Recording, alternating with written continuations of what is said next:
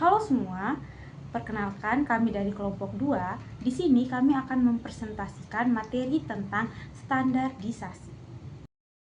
Standarisasi. Ringkasan numerik angkatan pada dasarnya adalah pusat sebaran. Pada bab sebelumnya kita sudah mengetahui bagaimana cara menghitung dan menuliskannya. Nah, pada bab ini kita akan mengetahui sifat angkatan lain yang belum dibicarakan pada bab sebelumnya dan akan kita bicarakan lagi di bab ini. Bentuk memegang peranan penting untuk mengetahui apakah suatu angkatan berdistri normal atau tidak.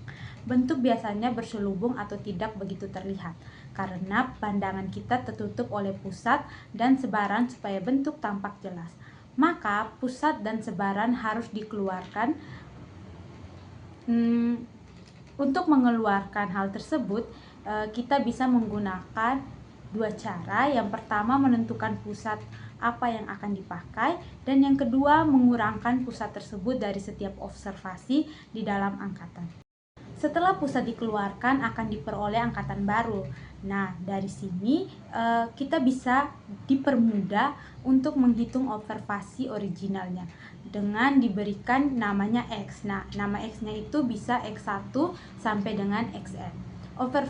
Observasi yang baru diberikan nama X-aksen, di mana X-aksen itu bisa berupa X-aksen 1 sampai dengan E-aksen N. Dengan notasi ringkasan numerik diberikan tanda petik. Nah, yang pertama, bila pusat yang digunakan adalah rata-rata. Salah satu sifat rata-rata mengatakan bahwa apabila nilai dari X-aksen sama dengan X kurang A, maka X bar aksennya itu sama dengan X kurang A. Bila diambil A-nya sama dengan X bar, maka rata-rata observasi barunya itu X bar aksen sama dengan X bar kurang X bar sama dengan 0. Jadi observasi baru mempunyai rata-ratanya yaitu 0. Yang kedua adalah bila pusat yang digunakan adalah median. Nah, di sini ini terdiri dari dua. Yang pertama, untuk jumlah observasi genap di mana X-nya mempunyai median. Kita bisa menggunakan MD sama dengan XN per 2 ditambah XN per 2 ditambah 1. Kemudian kita bagi lagi dengan 2. Nanti kita peroleh X aksennya itu sama dengan X kurang MD. Nah, di sini kita peroleh MD aksennya sendiri yaitu XN per 2 dikurang MD ditambah N per 2 ditambah 1 dikurang MD, kemudian kita bagi lagi semuanya itu dengan 2. Sehingga kita peroleh persamaan barunya itu sama dengan 2MD dikurang 2MD dibagi 2 sama dengan 0. Oke, yang kedua atau yang ke B-nya itu adalah untuk jumlah observasi ganjil di mana X mempunyai median.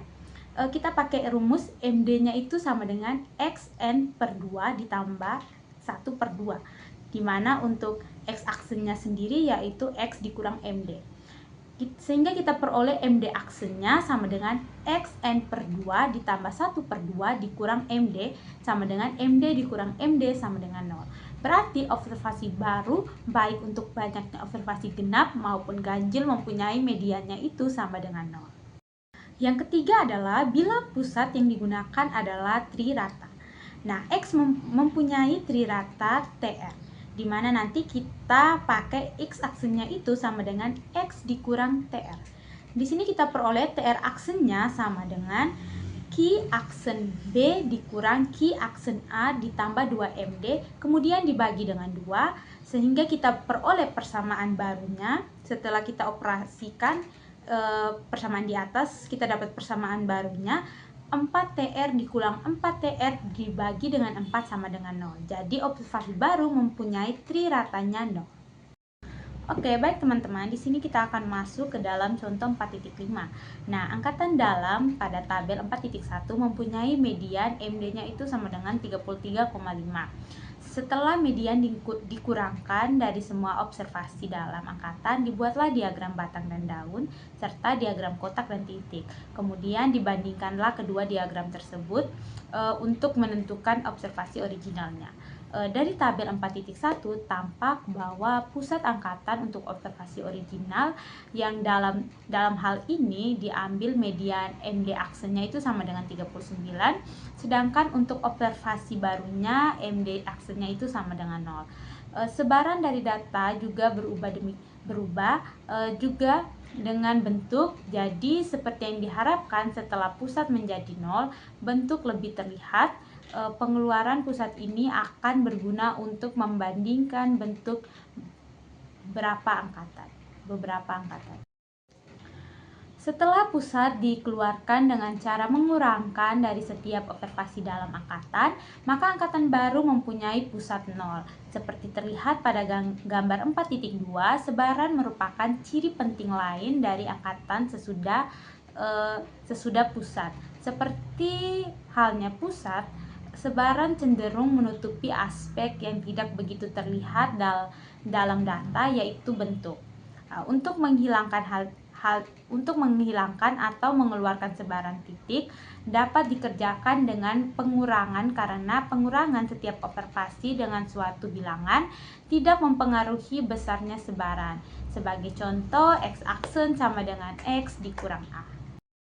Baik, contoh berikutnya. Menurut salah satu sifat variansi var X aksen X sama dengan var X menghasilkan standar deviasi X aksen sama dengan standar deviasi X. Hal yang sama dikerjakan untuk ukuran sebaran lain. Oleh karena itu, digunakan cara lain yang membuat sebaran angkatan baru menjadi satu dengan cara membagi setiap observasi sebarannya dengan catatan bahwa sebaran yang digunakan mempunyai satuan yang sama dengan observasinya. Baik pada tabel 4.1 diagram batang dan diagram daun sebelum dan sesudah pusat dikeluarkan. Pada bagian kiri itu merupakan data sebelum pusat atau min dikeluarkan, dan diagram yang sebelah kanannya itu adalah data sesudah dikurangi min. Jadi setelah dikurangi min, kolom kanan nilainya akan berubah, ada yang menjadi negatif, 0, dan juga ada yang menjadi positif. Kemudian pada gambar 4.3 diagram kotak dan titik sebelum dan sudah pusat dikeluarkan. Pada diagram box plot yang bagian kiri itu merupakan diagram sebelum kurang min, dan yang bagian kanannya itu dia sesudah kurang min. Perbedaan yang terlihat pada dua box plot ini adalah box plot kanan akan bergeser ke bawah dekat 0 atau dia akan menuju negatif, dan box plot kiri akan berada di nilai positif atau dia akan semakin ke atas. Baik, kita akan masuk pada standarisasi, di mana standarisasi ini merupakan proses penghilangan pengaruh pusat dan sebaran dari suatu data untuk memperoleh data baru.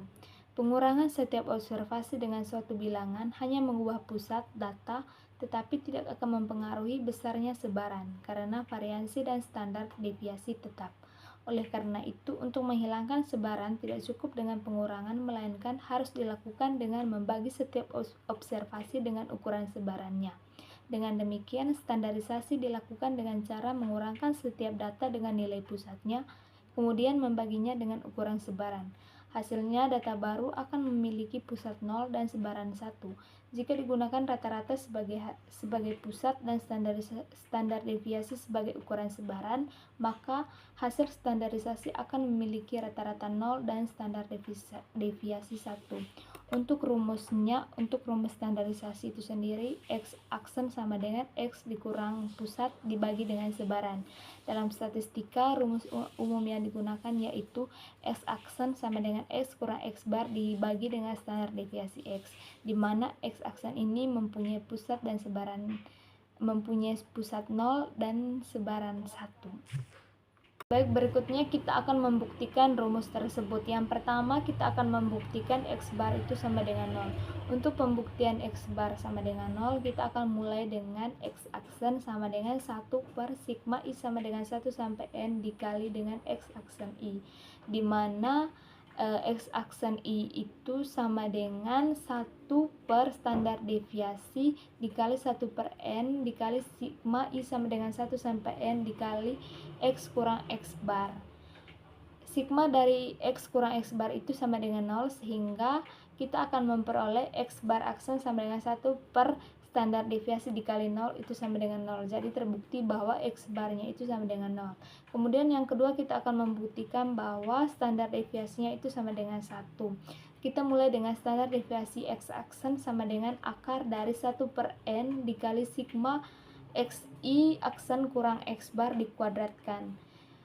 Standar sama dengan standar deviasi X aksen sama dengan akar dari 1/n sigma X aksen I dikuadratkan. Teman-teman bisa lihat pada slide, sehingga kita akan memperoleh bahwa standar deviasi aksen itu sama dengan akar dari standar deviasi X kuadrat dibagi dengan standar deviasi X kuadrat itu sama dengan akar dari 1. Akar dari 1 kan sama dengan 1. Jadi terbukti bahwa standar deviasinya itu sama dengan 1.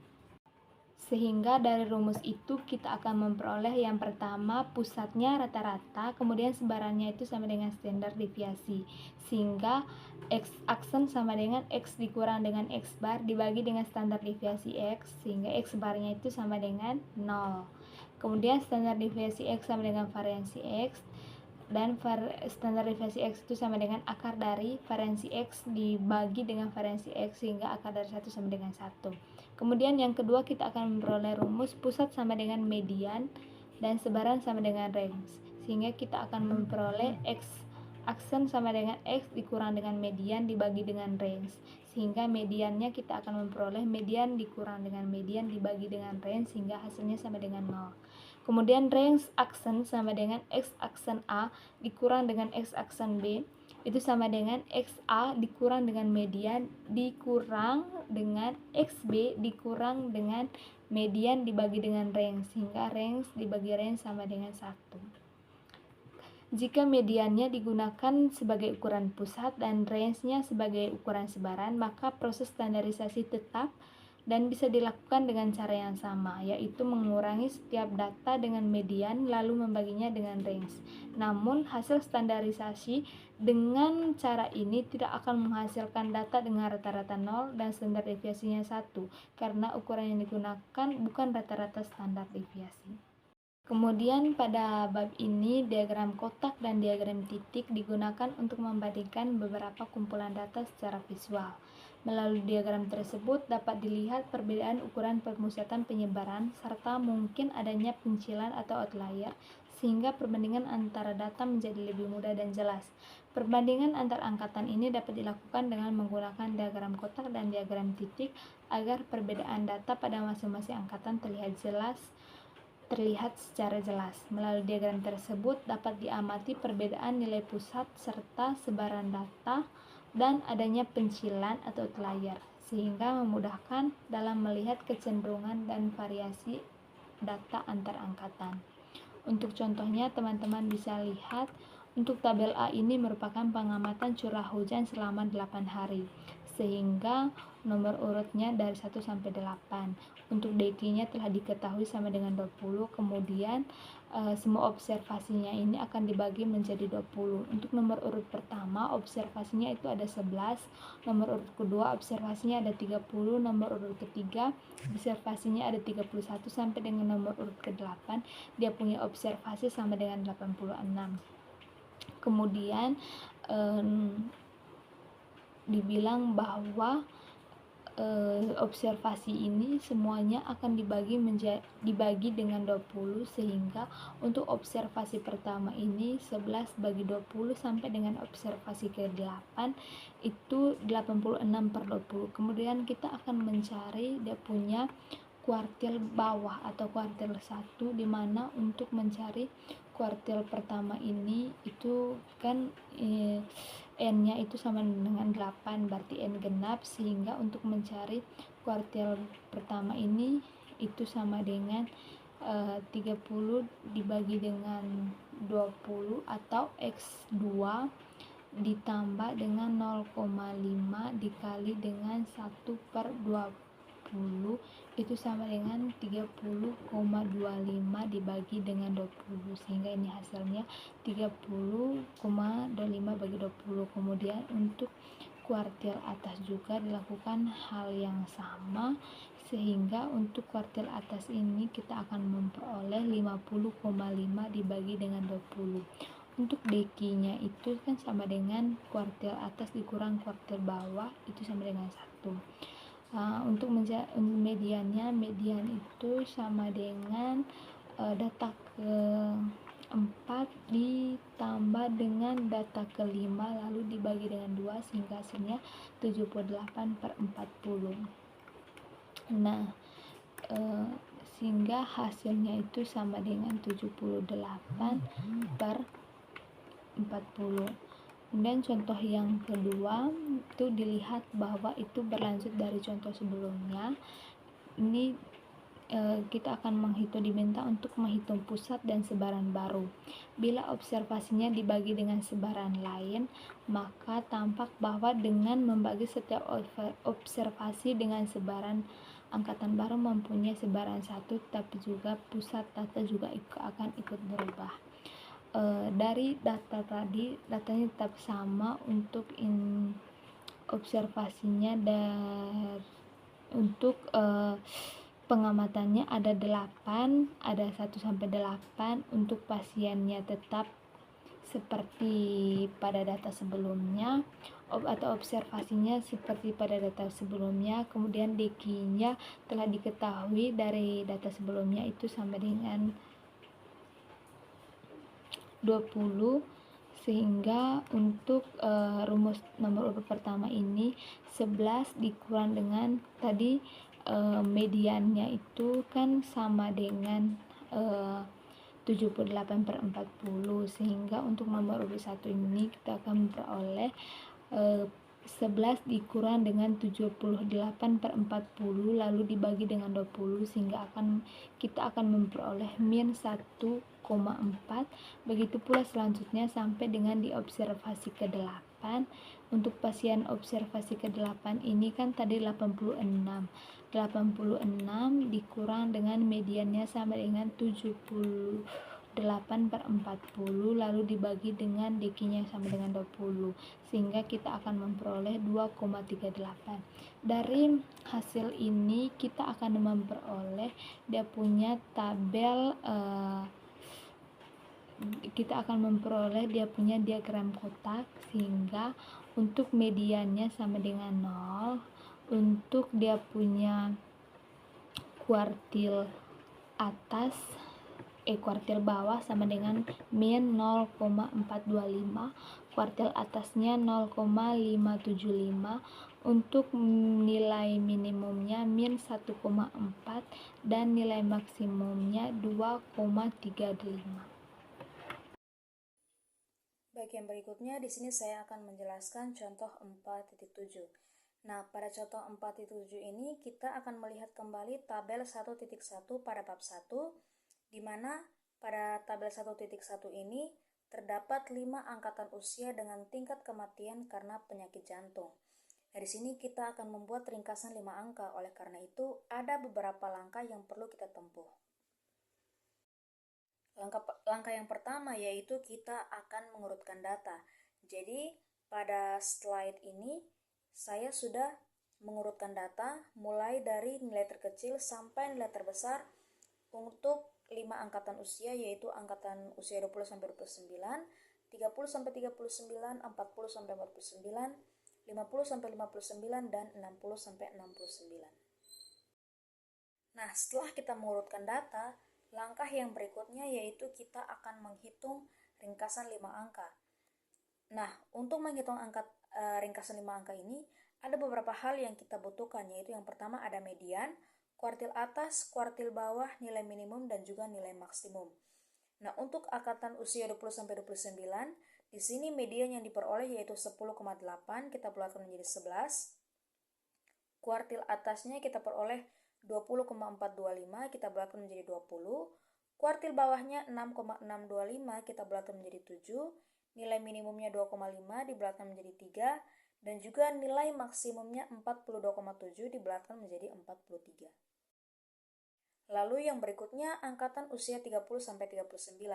Di sini kita peroleh median yaitu 14,3 dibulatkan menjadi 14. Kuartil atasnya 27,1 dibulatkan menjadi 27. Kuartil bawahnya 9,075 dibulatkan menjadi 9. Nilai minimumnya 3,5 dibulatkan menjadi 4 dan nilai maksimumnya 66,4 dibulatkan menjadi 66. Lalu yang berikutnya angkatan usia 40-49. Di sini diperoleh nilai mediannya yaitu 26,75 dibulatkan menjadi 27. Kuartil atasnya diperoleh nilai 36,625 dibulatkan menjadi 37. Kuartil bawahnya 19,65 kita bulatkan menjadi 20. Nilai minimumnya 6,8 dibulatkan menjadi 7 dan nilai maksimumnya 82,3 dibulatkan menjadi 82. Lalu yang berikutnya ada angkatan usia 50-59. Nilai median yang diperoleh yaitu 39,8 kita bulatkan menjadi 40. Kuartil atasnya 51,5 kita bulatkan menjadi 52. Kuartil bawahnya 27,925 dibulatkan menjadi 28, nilai minimumnya 9,3 dibulatkan menjadi 9, dan nilai maksimumnya 62,6 dibulatkan menjadi 63. Lalu yang berikutnya data angkatan usia yang paling terakhir yaitu 60-69. Nilai median yang diperoleh yaitu 44,65, kita bulatkan menjadi 45. Kuartil atasnya diperoleh 59. Kuartil bawahnya 33,825, kita bulatkan menjadi 34. Nilai minimumnya 12,9, kita bulatkan menjadi 13. Dan juga nilai maksimumnya 89,9, kita bulatkan menjadi 90. Setelah kita menghitung nilai median, kuartil atas, kuartil bawah, minimum maksimum untuk tiap angkatan usia, kita membuatnya menjadi lebih ringkas dalam satu tabel, yaitu pada tabel 4.3. Jadi di sini sudah sangat meringkas untuk tiap angkatan usia. Nah, setelah kita peroleh ringkasan ini, langkah berikutnya yang kita perlu lakukan adalah membuat box plot. Jadi di sini ada gambar 4.4, yaitu box plot untuk nilai angkatan asli untuk setiap nilai angkatan usia. Nah, berdasarkan diagram 4.4 ini, kita bisa lihat bahwa semua harga ekstrim dapat diberi nama. Demikian juga dengan observasi luar. Di sini terlihat bahwa pusat angkatan atau median itu akan naik dengan bertambahnya usia. Jadi di sini kita lihat angkatan usia 20-29 dari bawah, angkatan usia 30-39 mediannya mulai naik sampai angkatan usia 60-69.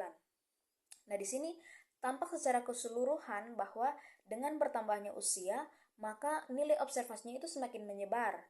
Dengan demikian, pada perbandingan ini, nilai pusat tampak paling jelas, namun nilai sebarannya tidak kurang jelas. Demikian juga dengan bentuknya, oleh karena naiknya pusat dan juga bertambahnya usia. Oleh karena itu, kita perlu melakukan standarisasi dengan cara mengeluarkan nilai pusat. Nah, apabila nilai pusatnya sudah dikeluarkan, maka semua angkatan itu akan mempunyai pusat sama dengan 0, sehingga sebarannya lebih mudah dibandingkan. Nah, kita akan melihatnya pada diagram kotak dan titik baru yang akan kita lihat pada gambar 4.5. Nah, dari gambar 4.5 ini, di sini diagram kotak dan titik pusat yang sudah dikeluarkan.